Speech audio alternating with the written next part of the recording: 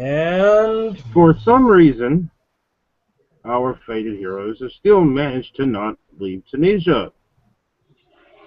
Well, not all of them.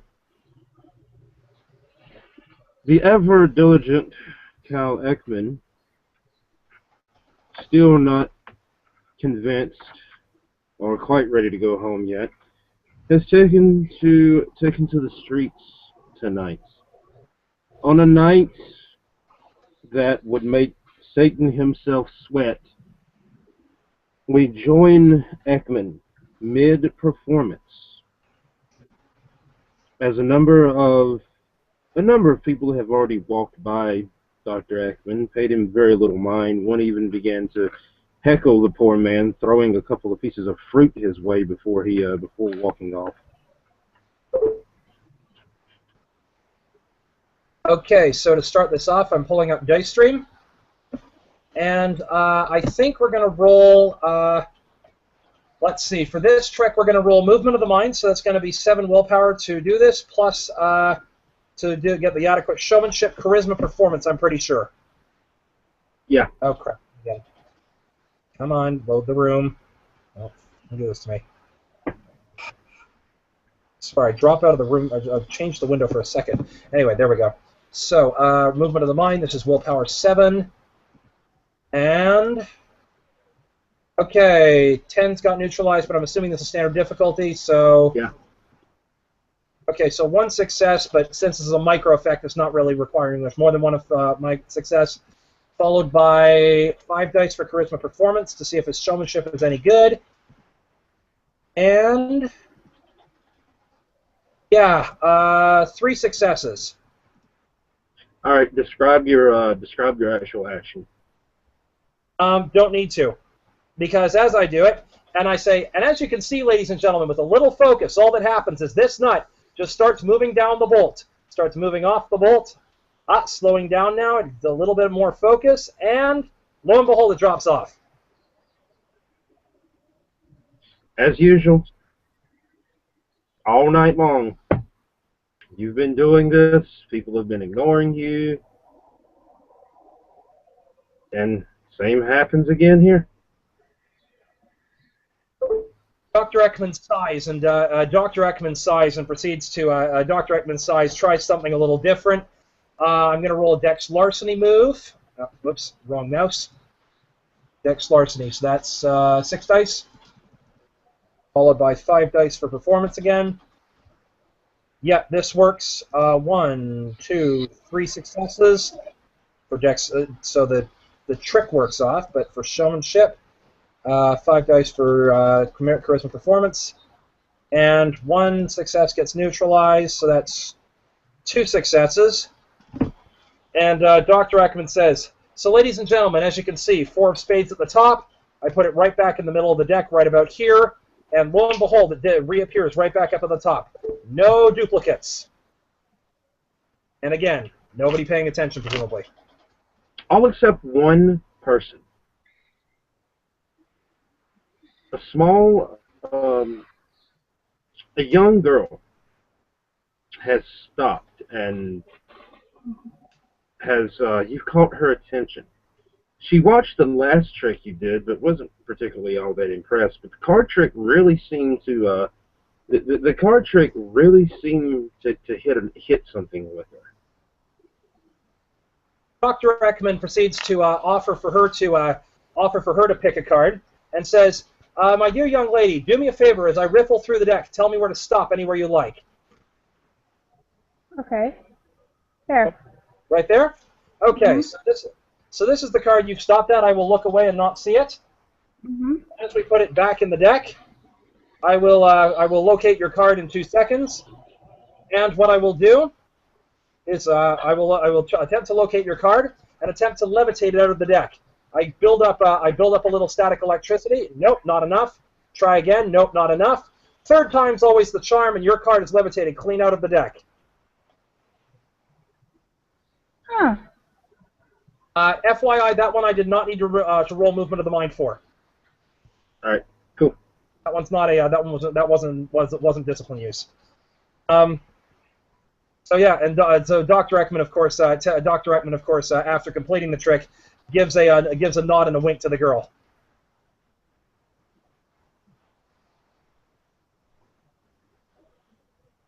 It's at this that the young girl, something seems to catch her, and something, she's really beginning to panic about something. Out of character. She's looking around rather nervously. Dr. Ekman is out of reach of her, but he's going to roll movement of the mind. I'm going to roll willpower. Should I roll the intelligence thing to figure out what's going on first? Yeah. So what would be the equivalent for society in this case? Intelligence academics? Or intelligence law? Because I don't have a law specialty. Politics might work. I would say, wit, awareness. Excuse me, not awareness. Alertness. Okay, I can do that. Rolling wits alertness to see. Oh yeah, 3 successes. All right. She seems to be looking for someone in particular. Then it hits you. She's looking for a male relative. Dr. Ekman doesn't want to leave his spot for fear of losing it to the other buskers, but he does. I'm going to roll movement of the mind at this point because it's saving a little girl. You know, masquerade be damned. This is a small girl that needs to be saved. Dr. Ekman proceeds to roll, and oh crap, the 2 successes got neutralized. So since he actually couldn't successfully do it, Dr. Ekman walks over, gently grabs the girl, and walks her back to his spot, and says, "Ah, my niece," or says very loudly, publicly. Quietly says, "If I understand correctly, you're looking for someone to protect you right now."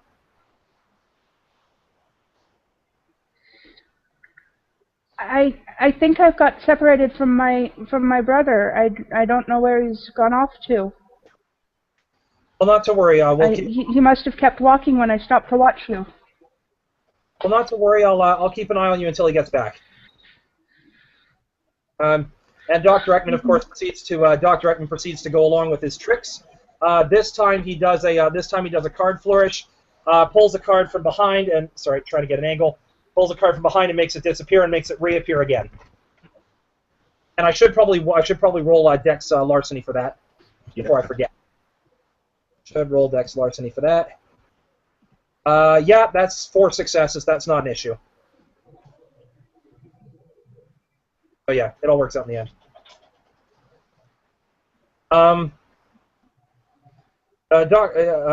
So meanwhile, Dr. Ekman, of course, is showing this to the young girl.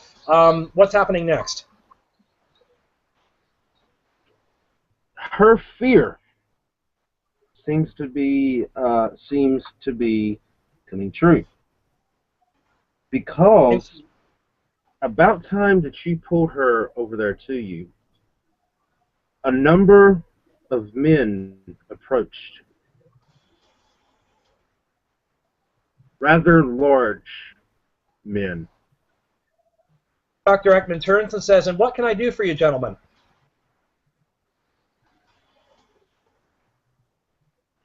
This woman is without her male. This woman is my niece. She was coming over to watch my performance. I need to roll. She is. Hang on, I need to roll. At this point, I need to roll manipulation subterfuge. At this point, come on, window, quit screwing with me. There we go. So manipulation subterfuge, 4 dice. I need to. This is to say that she is my niece. I'm rolling 4 dice to get to do that. 1 success. That would explain the sure she is. Yeah. He's not entirely convinced. Yeah, Dr. Ekman basically says, "Look, I've been in the United States for a while receiving medical treatment. I come back home, I start doing performances again." You have. You have been in the land of the filthy swine pig. Hey, It was the only place to get medical treatment for my. It's the only place I could get medical treatment for the cancer. Was Allah meant to kill me? Was Allah mean that I was supposed to die with family that needed protecting? And I look at the young girl. How dare you pretend to know what Allah's plan is? I should have you publicly beat now. Inshallah, la ilaha illallah Muhammad Rasulullah. Sorry, I should probably roll intelligence occult for that before I actually say that. Sorry about that. Yeah, you might better. Sorry about that. I forgot that my character should actually... Sorry, even if I know that, my Dr. Ekman might not necessarily. So, intelligence occult, 6 dice. Let's see if the dice ratify that or if we have to retcon that bit. Okay, so 10 got neutralized, 9 got neutralized, but 2 successes, so I think I might know... So, knowing that phrase is not entirely completely out of line. All right. Remind me again what that actually is. What I said was, Inshallah, God's will, La ilaha illallah Muhammad Rasulullah, there is but one God and Muhammad is his prophet.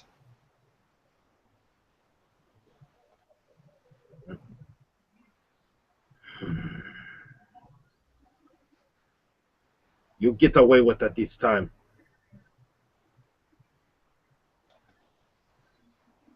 As they start walking, do they start walking away at this point? Yeah. As they start walking away, I'm going to roll willpower. Just to see. Oh, this works too easily. The man, the brawny man, 1, 2, 3, 4, 5 successes. Does he want? He probably won't catch this coming unless you want to roll willpower against to see whether or not he avoids this. Yeah, don't worry about it. As the man casually walks away, he inadvertently, quote, trips, unquote, and lands face first in a pile of horse manure.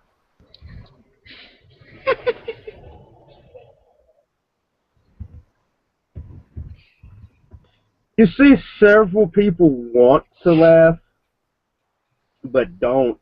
The guys that were with him, however, they make no attempt for restraint. At this point, Dr. Ekman turns to the little girl and says, Inshallah. The little girl is laughing behind her hand.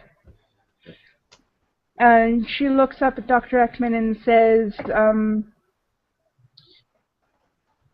you must be a very intelligent and well-educated person. Before they took my father away, he was telling the girl who shares my... And she... and I want to know if you can teach me to be more like her. What was the young girl's name? Malala. At this point, I'm going to roll intelligence politics, I believe it is, to know who this person is.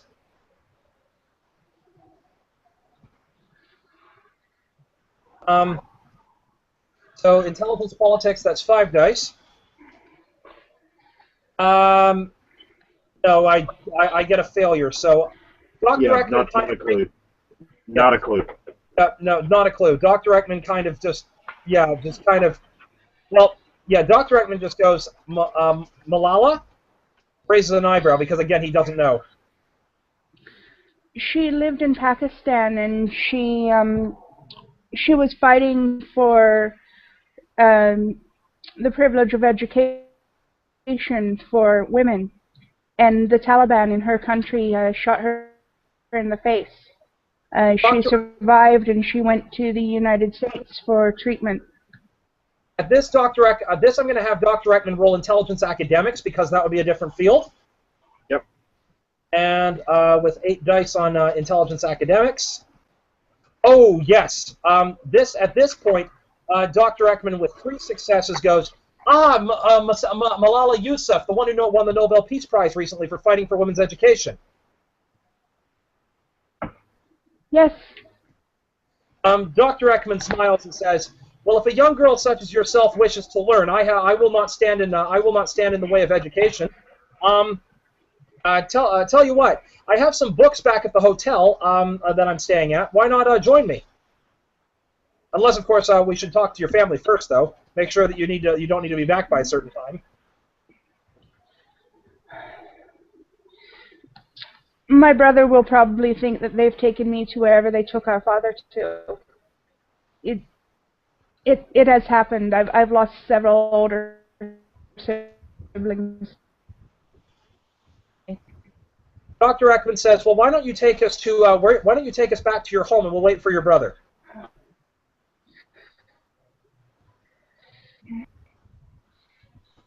I think it would be more shameful if I showed up with an unknown man than if I return home late. Well, Dr. Ekman, at this point, I'm actually gonna roll Dex Larceny again. Let's try this. Yep, 3 successes. I can't wait to spend XP on this section. Dr. Ekman pulls a card out of thin air, which he hands to Malala and says, "This is the card of the hotel I am staying at. Ask for Doctor," and I've forgotten the name of the alias that I'm using at this time. It wasn't Pulchinski. Pardon? It's either way. You just give her your alias name. Give her the alias and says, "Go to this hotel and ask for such and such alias. For such and such Doctor so and so. I will be in the relevant room and they will direct you to where I am. I'll instruct them to expect you coming." Okay. Dr. Ekman smiles and proceeds to walk back to the hotel.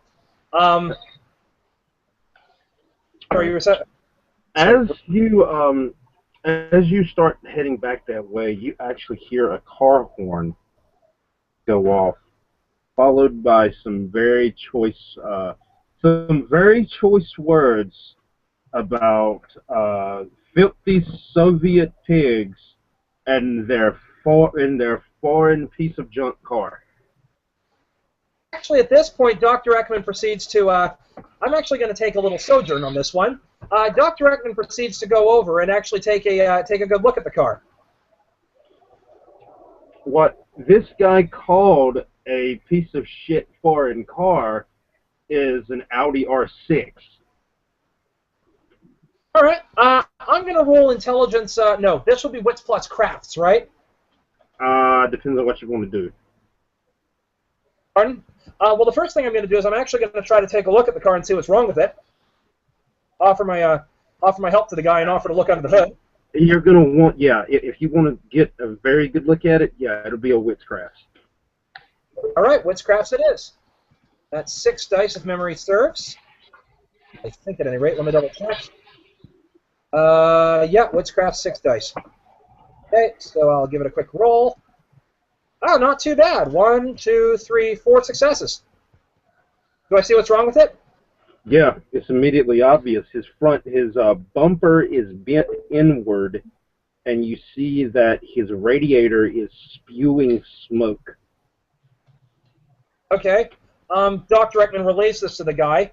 I'm going to see what tools I have on me at the time, and Dr. Ekman asks, "Hey, do you have any duct tape on hand?" No, don't usually carry duct tape. Huh. Hang on, I've got an idea. I'm going to actually roll witchcrafts again to take another look at that radiator. Let's see if I can actually come up with a temporary repair to the radiator, something that'll get him to the shop. 10 got neutralized, but that's still 2 successes.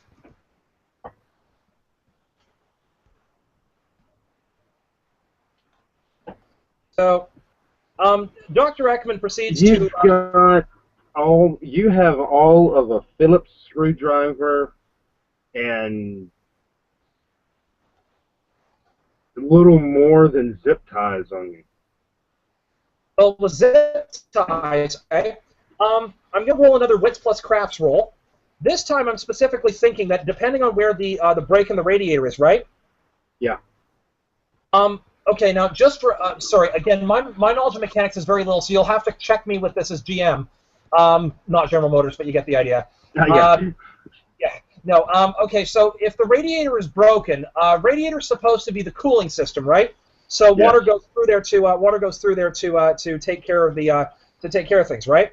Well, if the radiator is leaking, which I'm expecting is the problem, right? No. The radiator is broke. Oh, it's not completely leaking. It's broken. It's okay. bent. Well, what if I actually took some, if there's still the water tank there, what if I took some piping and rerouted past the broken section of the radiator? The radiator, it wouldn't cool. It wouldn't cool it though. The water would flow. The water would flow, but it wouldn't be cooled because the purpose of the radiator is to cool that water. Oh, okay.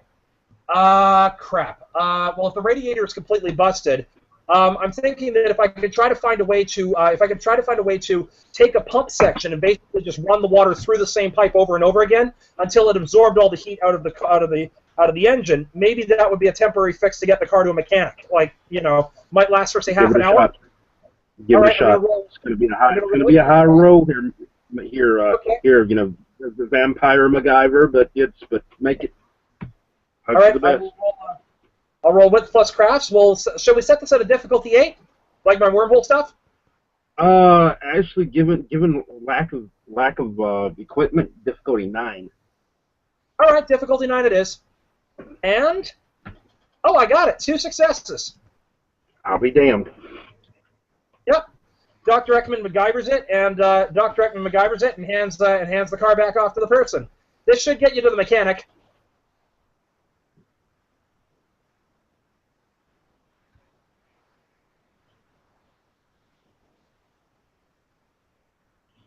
The guy just shakes his head. I've never seen anyone pull it off like that. Well, good man. Man, I'll shine upon you. Same to you, my brother. And besides, it's just about understanding the mind of Allah through understanding His creation. And basically, Dr. Ekman just basically says about actually, I'm going to roll an intelligence occult roll to make sure that I actually said that correctly. Okay. Because I'm assuming a religion and occult are the same thing. Yep. In this sense, okay. Yeah. So, you might want to make an etiquette roll too. Pardon? An etiquette roll? I want to make an etiquette roll with it as well. Okay, I'll do wits etiquette I'll do a wits etiquette roll immediately after the intelligence occult roll. Okay. 2, 3, 4 successes on the intelligence occult roll, so I got the right thing. Yeah. But now wits etiquette is 4 dice, and they both got neutralized. You said the right thing, but in the wrong pretense. Uh-oh. He stares at you. You're not from round here, are you? No, I'm not. I was over here on business and decided to do some street performance, a little bit of magic. Just the odd thing. And when I say I'm magic, I mean illusion. I mean illusion, not the supernatural.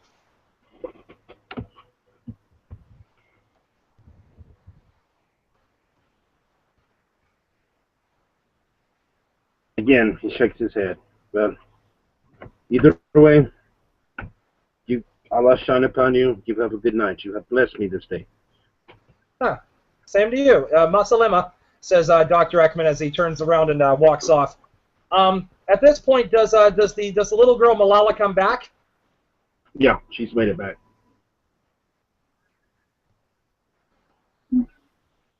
You notice as she makes it to the hotel room, though, she is panting and appears to be sweating. Dr. Ekman goes, "Why are you breathing so heavily? I didn't think it was that long a distance back to the hotel."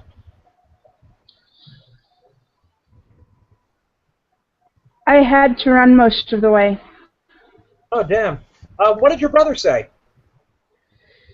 I never found my brother. My house was burned down. Oh, joy.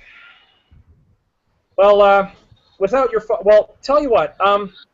Maybe we can find a way to help locate your brother or something. Or other family. Do you have any other family that we can contact? It's only my mother and my brother and myself now, and I don't know where my mother and my brother have gone. I think they've taken them.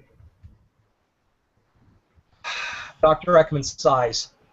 I'm actually going to roll a self-control roll right now. Let me double-check how much my self-control was. Now I actually have to roll out a window. This is going to be painful. Self-control, 3 dice. Get back into the window. Come on. There we go. So 3 dice. 1, 2, 3. I succeed, barely. Yep. Dr. Ekman proceeds to. Dr. Ekman just takes a deep breath, though he doesn't really need to, and sighs, and literally says the first swear that I think we've heard all game. Fucking incompetent, corrupt governments.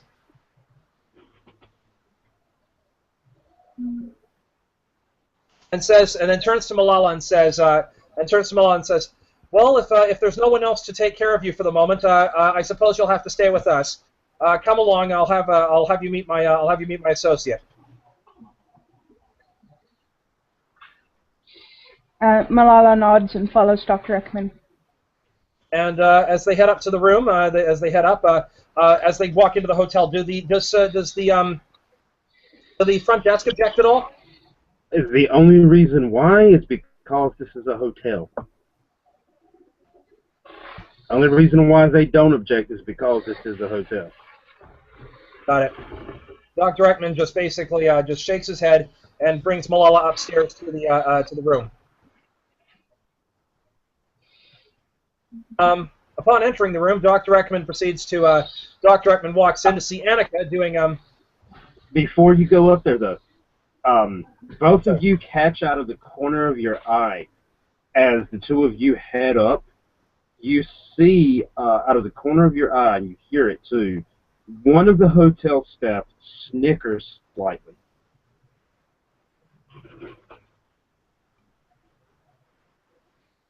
I'm actually going to respond to that.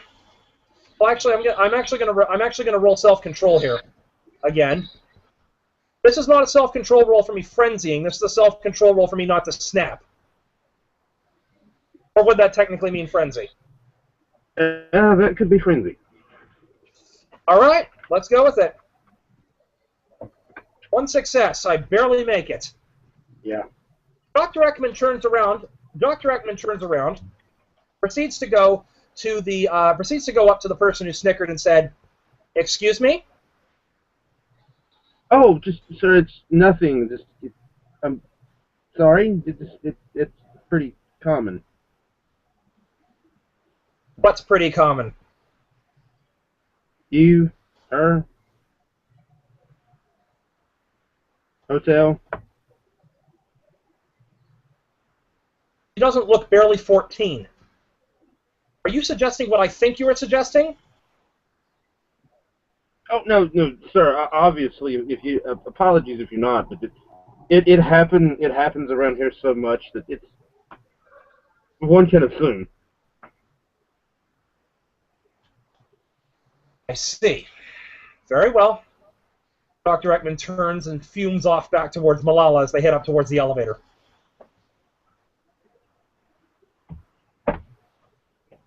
I'm assuming Malala... Sorry, you're saying that, Will? Right. You have no further, you have no further complication on the way up. As Dr. Ekman turns and says, "Hey, Annika, we're back."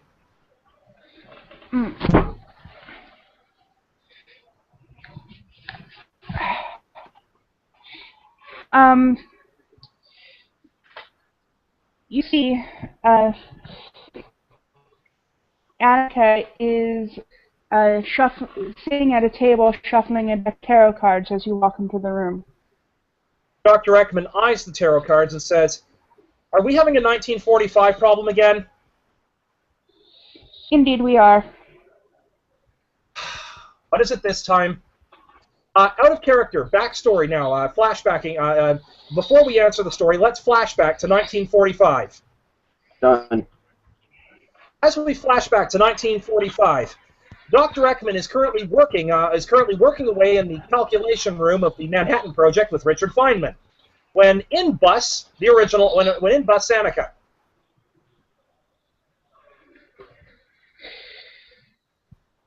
I should have known there were kindred working on this project. Dr. Ekman turns around and says, "I don't." Pardon? Cal, or is there something I should know? Dr. Ekman turns around to the Dr. Ekman turns and says, "I didn't. Who let you?" Dr. Ekman turns around and says, "I didn't know we had any visitors expected. Who let you pass? Who let you past?"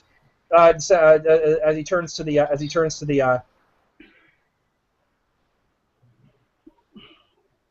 Annika. Nobody let me past. I let myself in. And why are you here? Without warning, Annika sprints across the room and punches Dr. Ekman right in the face. I've seen what's going on. Whoa! What's this? I mean, for violence, what's this? I've seen what's going to happen.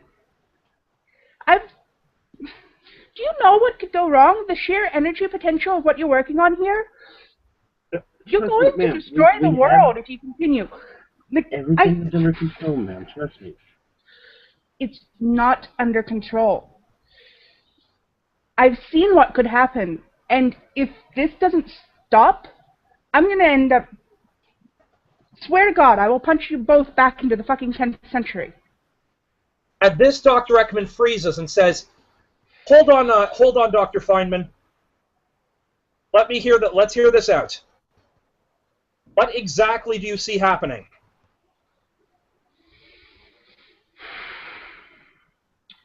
The plans for this project are to build 12 of these atomic bombs. If this happens, the sheer atomic energy release is going to produce a full nuclear winter. Everything is going to die. Dr. Ekman rolls intelligence well, actually, because this is a flashback scene, Will, do I actually need to roll for the... No, just let it play. Let it play. Yeah, Dr. Ekman proceeds to... oh, by the way, as part of the backstory, Richard Feynman was actually going to kill Annika for breaking in, so at this point. Yeah. But as Dr. Feynman's getting more angry at this, Dr. Ekman proceeds to run the numbers and says, holy crap, she's right. There is enough energy release to set off a nuclear winter. Dr. Feynman, we need to keep her confined while I work out the details on how to go about the project more effectively. Yeah, we do. She busted in here with no excuse. Look, you might be right. You very well might be right. But we can't have you busted in here like this. These are delicate instruments. Dr. Ekman says, I will take care of the damage, Dr. Feynman. But right now, our main concern right now is getting more information on this. Dr. Ekman proceeds to call in a couple of guards to have Annika escorted to a cell. And the basic remainder of this story is that over the case of the next month, Dr. Ekman and Annika work out the details, and he runs the math to determine that the only way to end World War II is to build a full 3 of the bombs. After the first bomb is tested, and Dr. Ekman sees the full explosion and reads the radiation count, Dr. Ekman resigns from the Manhattan Project and proceeds to work on founding behind the scenes on founding the International Atomic Energy Agency, the Doomsday Clock, and basically while working on other projects keeps the hand in making sure that the mutually assured destruction, at least for the United States, that they never launch a nuclear weapon. Now we can resume back to the present time. In the hotel room... As we go all wavy and the screen goes all wavy, we come back to the present. Yep. Dr. Ekman proceeds to go after ending the flashback. Goes, yeah, I remember about your visions giving the problems. What are you seeing now, Annika? It's fuzzy right now. The visions are only just coming back. But if what I'm reading in the cards is correct, we're looking at multiple mass extinction events happening within the next 5 years, one of which being the kind. Yes. The rest, I know we were expecting this, but I think that at this moment she stops, having looked up and seen that there's somebody with Dr. Ekman. Who's the child? She's with us now. All right.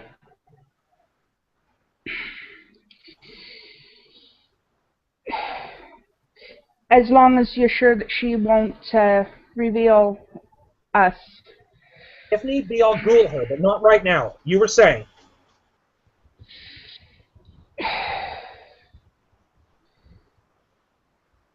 The potential for the wormhole technology to be weaponized is one of the problems. The other problem is that one large event that I'm seeing is the return of atomic weapons. With the combination of the wormhole technology and atomic weapons, there would be no warning if somebody if somebody wants to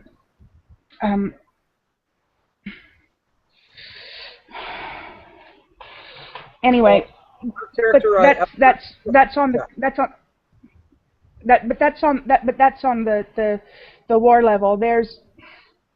There's also something political here. Again, it's fuzzy. This is just starting to come back to me. But it seems that something major political is about to happen back in North Carolina, and I'm not sure what it is. I see something about a prince. I don't know if this is on the kindred level or the kind level. Dr. Ekman sighs. Dr. Ekman sighs and goes, "This is why I wanted widespread use of the space warp and an ongoing watch of it. By having it to everybody, nobody will dare use it for fear of reciprocation of the other weapons. It's like the mutually assured destruction policy that I made sure got put in place." You're overestimating the kind. They've in the late 40s and early 50s, yes, they were smarter than this. But this is the 21st century. They've earned the title of kind. Dr. Ekman sighs and says, I saw this girl become amazed at the magic work. Like, yes, the adults were throwing work, but this young girl here actually saw something and became interested. She's following after Malala Yousafzai, for Christ's sake. If people like her are the next generation, maybe there's still a chance. There are prodigies. There have always been prodigies. But if we don't get this under control with the adults, there will be no world for the next generation to inherit. At this, Annika pulls the top card off the deck, looks at it, and shows it to Dr. Ekman. Justice. What do you think that means? It means that we need it means that there may need to be a reestablishment. But again, I can do that. As long as I keep control of the space warp, everything will be fine. The paper's already been published. The public will start responding relatively fine in short order. But you're missing the political side of this. Something is about to happen. Even if we get the wormhole technology under control, what am I seeing here with this political plot, for lack of a better word? Dr. Ekman at this point runs I'm gonna roll him intelligence academics, specialty mathematics, because this is a statistical plot now, based on best available data. And 2 successes got neutralized. Dr. Ekman has no freaking clue. Nope. As he tries to run the numbers, Dr. Ekman says, "You know what? I don't see any potential manifestation of this for the political situation. I mean, yes, I know that we know that Biltmore's been the successor to Josiah, but you know what? Again, I'm not doubting your visions mean something. I'm just saying I think we can get this under control. Like, this is something we already expect and we have contingency plans for." Annika shuffles the cards again and pulls the top card without looking at it. What card did I just pull?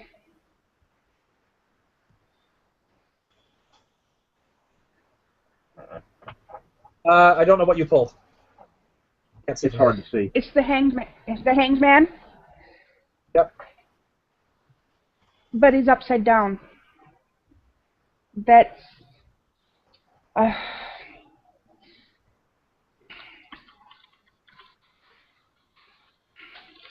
Annika sighs, and shakes her head. Okay, I'm going to try to explain this as simply as I can.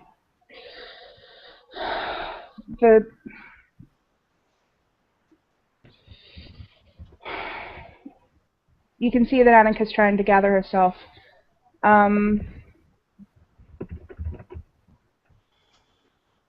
Out of character, I'm trying to get the internet up to look this up because I'm still learning the meanings of the cards in real life. It's to say if you need to do it in character if you need. Mm-hmm. Basically, the hangman usually means restriction, letting go, sacrifice, but he was upside down. Which means when he's upside down, it's a sign of martyrdom, indecision, delay. If we don't do something now, people are going to die.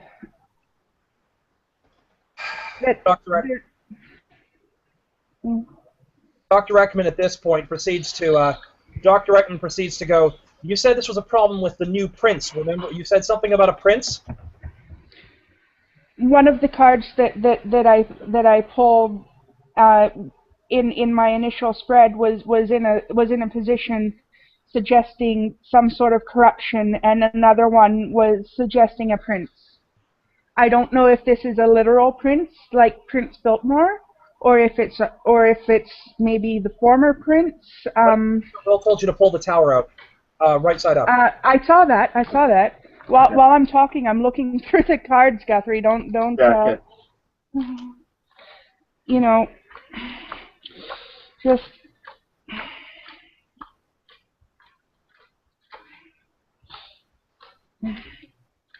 Annika is shuffling the cards in character. She's gonna pull another one. The young girl is absolutely amazed at all of this. Yeah. Dr. Ekman turns to the little girl and says, while Annika's shuffling the cards, Dr. Ekman turns to the little girl and says, there is a unity between the science and the supernatural. They are non-overlapping magisteria. One has to be able to learn both effectively in order to be able to function. Annika proceeds to pull. Annika proceeds to pull the top card. Tower. Well, that doesn't say a damn thing, does it, Dr. Ekman? Dr. Ekman sighs and goes, "Oh crap!" He proceeds to pull out his cell phone and make a call. At this, he calls not Prince Biltmore's aide, but Prince Josiah's aide. Annika pulls the next card. Judgment.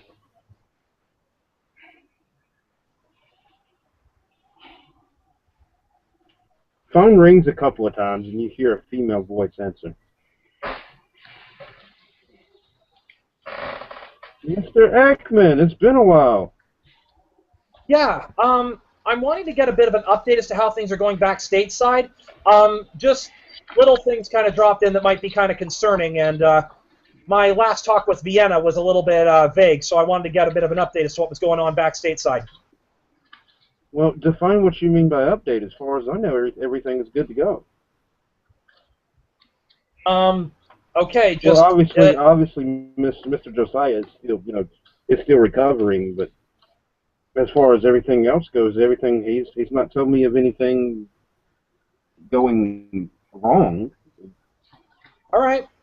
Just wanted to check in. Just things with Vienna seemed a little vague, so maybe it was just me having the jitters or something. Sorry about that. Well, speaking of when do you know when you're going to be home? We've got one more thing to take care of. We've got one more loose end to take care of here, and then we're on our way back. All right, like I said, I'll let Mr. Biltmore know because he's definitely wanting to know. No, we're on our way back soon. We've just got, like I said, we've just got one more loose end to take care of. Do tell my liege that I will be returning to see him as straight away as soon as possible. All right, will do. Thanks again. And with that, Dr. Ekman hangs up. Everything seems okay, Annika. They haven't responded. The aide of the prince says that everything's still good to go. Well, Biltmore does seem a little overly anxious to have me back. It's possible that the reason that things are still fuzzy is because this is far enough in the future that it's not set in stone yet. Okay. But I think it is definitely cause for concern, and we cannot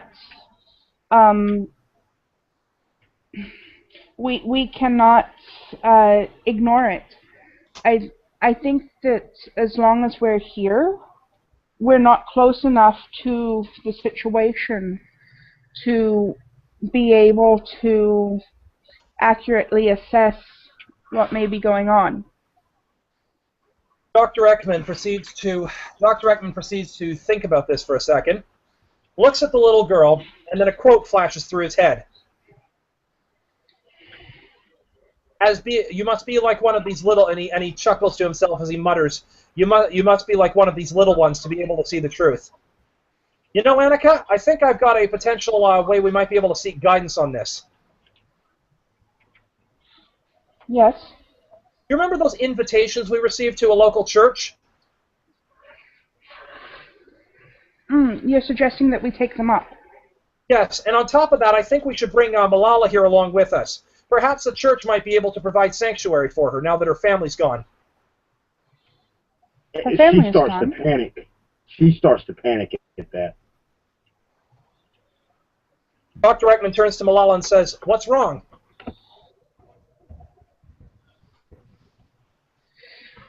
Oh. Right. Dr. Ekman turns to her and says, "Don't worry, there won't be a don't worry, Malala. Nothing will happen to you. We're simply just going to get some advice from locals as to potentially how to find your family or how to, make sure you're cared for. They won't overcome your religion or anything. I will make sure of that." But if they see me going into a church, they'll take me. "I will make sure they do not see you," says Dr. Ekman. Dr. Ekman proceeds. Will, is there more to this backstory that I need to know so I can respond appropriately? No, she was just panicking because of the, Muslim in a Christian church thing. Okay. Dr. Ekman says, no, I will make sure they do not spot you. We will go under the cover of night when they're not watching, and I will make sure they're not watching. But I've heard stories that Christians will torture them to and force them to convert to their own faith. Dr. Ekman smiles. "I was raised Christian. I was raised Christian. Do you see me doing that to you?" I suppose you're right. I'll give it a chance. "I will protect you. If they start turning bad, we will run at a moment's notice. I will make sure you get out of there and defend you if need be." All right. And with that, Dr. Ekman says, "Annika, shall we go?"